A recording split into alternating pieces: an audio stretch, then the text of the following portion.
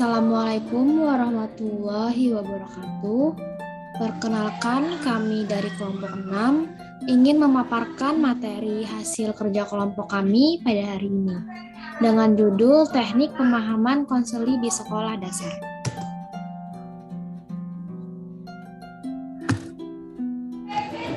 Untuk anggota kelompok 6 sendiri, yang pertama ada saya sendiri, Alfa Nindya, yang kedua ada Isnina Ulyasari, dan yang terakhir ada Nadia Pramuningtyas Larasati. Untuk materi pertama yaitu pemahaman individu.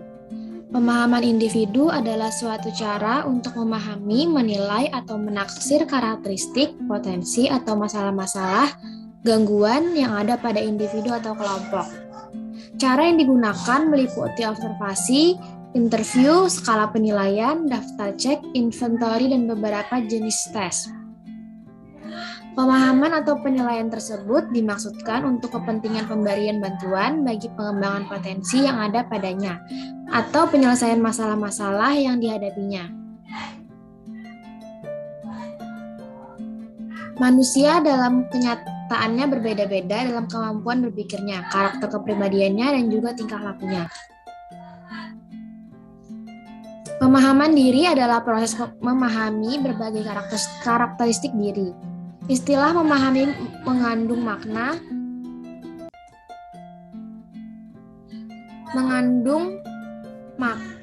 bukan sekadar mengetahui, tetapi mampu menjelaskan, menilai, menganalisis, bahkan menyintesiskan berbagai karakteristik diri. Dengan demikian, pemahaman individu adalah suatu kegiatan yang dilakukan oleh seseorang untuk mengerti dan memahami individu lain. Dalam konteks bimbingan dan konseling, mengerti, memahami tersebut dilakukan oleh konselor terhadap konseling. Selanjutnya akan dilanjutkan oleh teman saya.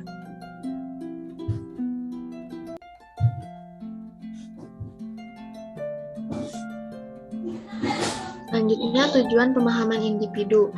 Di dalam bimbingan dan konseling, kita tidak mungkin dapat memberikan pertolongan kepada seseorang sebelum kita kenal atau paham dengan orang tersebut.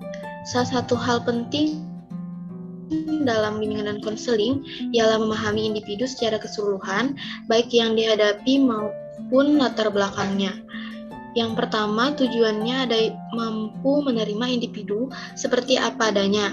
Yang kedua, mampu memberikan bantuan seperti yang diinginkan siswa. Yang ketiga, terhindar dari komunikasi yang buruk dan menciptakan relasi yang baik.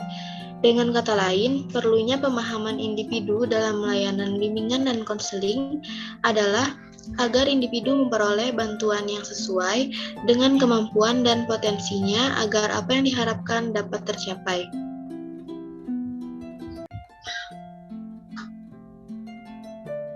Next.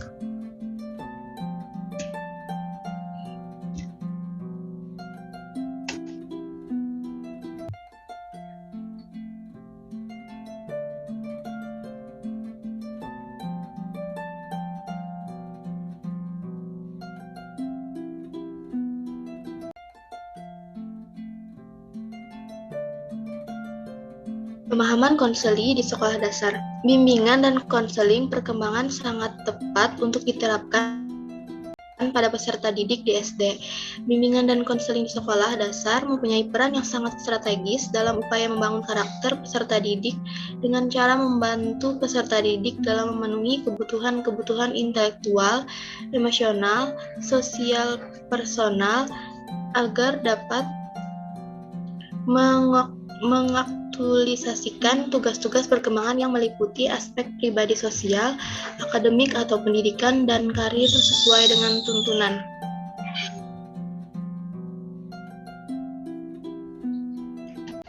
Selanjutnya ada aspek pemahaman peserta didik di sekolah dasar. Yang pertama, aspek fisik motorik. Perkembangan fisik peserta didik usia sekolah dasar dicirikan menggunakan beragam variasi dalam pola pertumbuhannya.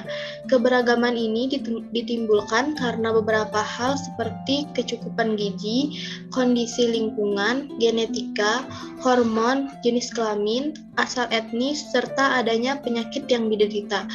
Yang kedua, aspek kognitif. Di usia sekolah dasar, peserta didik telah bisa mereaksi rangsangan intelektual atau melaksanakan tugas-tugas belajar yang menuntut kemampuan intelektual atau kemampuan kognitif, seperti membaca, menulis, serta menghitung atau kalistung. Selanjutnya akan dijelaskan oleh Nadia. Selanjutnya, 3 aspek sosial, yaitu perkembangan sosial siswa usia sekolah dasar ditandai dengan adanya perluasan korelasi. Di samping dengan para anggota keluarga, pula dengan teman sebaya atau peer group. Yang keempat, aspek emosi. Anak sekolah dasar belajar untuk mengendalikan serta mengontrol ekspresi emosinya melalui peniruan serta latihan atau pembiasaan. Yang kelima, aspek moral, yaitu peranan lingkungan, terutama lingkungan keluarga, sangat dominan pada perkembangan aspek moral. Yang keenam, aspek religius, yaitu periode usia sekolah dasar merupakan masa pembentukan nilai-nilai agama sebagai kelanjutan periode sebelumnya.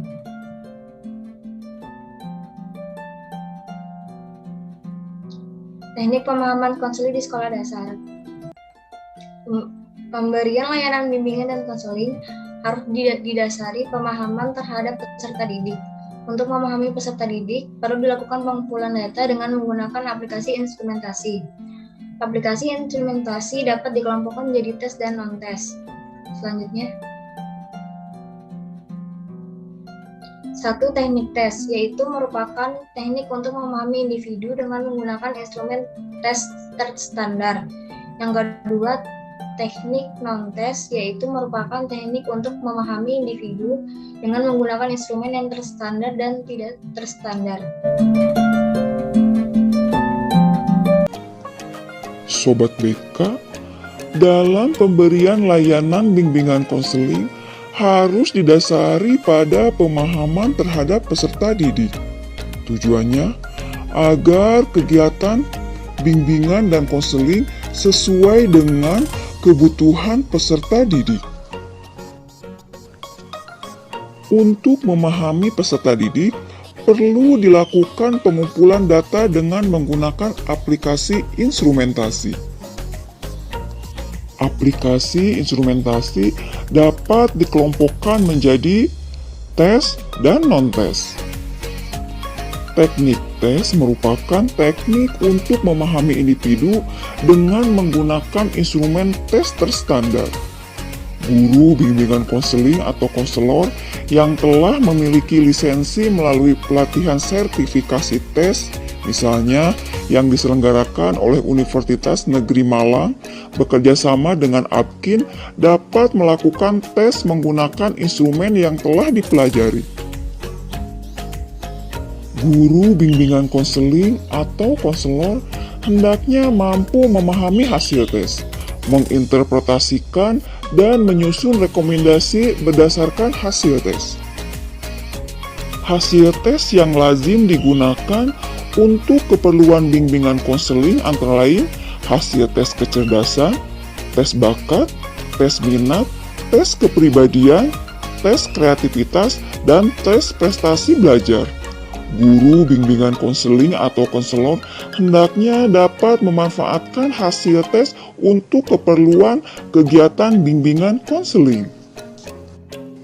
Teknik non-tes merupakan teknik untuk memahami individu dengan menggunakan instrumen yang terstandar dan tidak standar.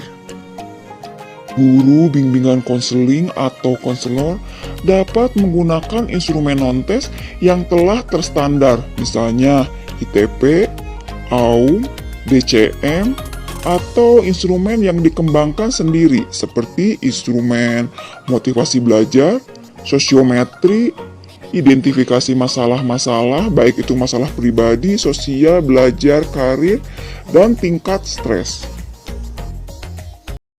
Baiklah, mungkin itu saja yang dapat kami sampaikan. Salah hilaf mohon maaf. Wassalamualaikum warahmatullahi wabarakatuh.